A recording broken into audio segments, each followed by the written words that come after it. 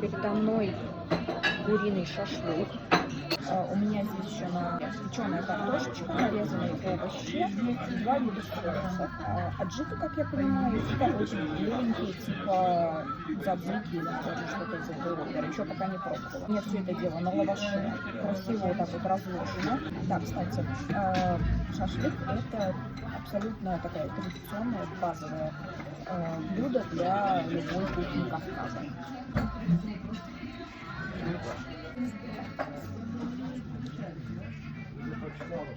С аджикой.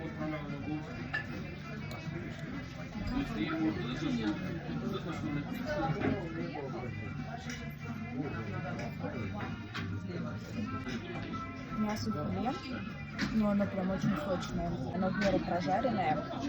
Соус не супер острый, но я, наверное, больше сейчас на овощи лягу.